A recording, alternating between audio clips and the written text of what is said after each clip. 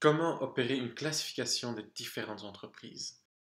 L'on peut classer les entreprises en fonction du secteur d'activité, de la nature de l'activité, de son orientation sociale, de la taille de l'entreprise, du statut juridique, etc., etc., etc. L'on va se restreindre à n'en approfondir que quelques-uns. Dans la classification des entreprises en fonction de leur secteur d'activité, l'on distingue le secteur primaire, secondaire et tertiaire. Le secteur primaire regroupe les entreprises agricoles et d'extraction qui récoltent et extraient la matière première.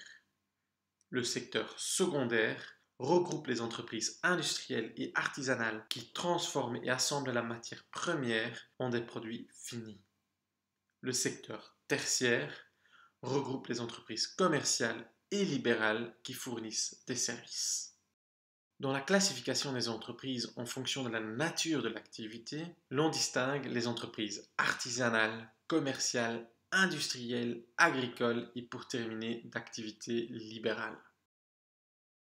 La classification des entreprises en fonction de leur taille peut être faite suivant le poids financier de l'entreprise et ou l'importance du nombre de personnel que comprend l'entreprise. Le principe est simple. Au plus le poids financier et ou le nombre de personnel est important, au plus l'entreprise sera considérée comme grande. Dans la classification des entreprises en fonction du statut juridique, nous distinguons les entreprises privées, publiques et mixtes, qui sont en partie privées et en partie publiques.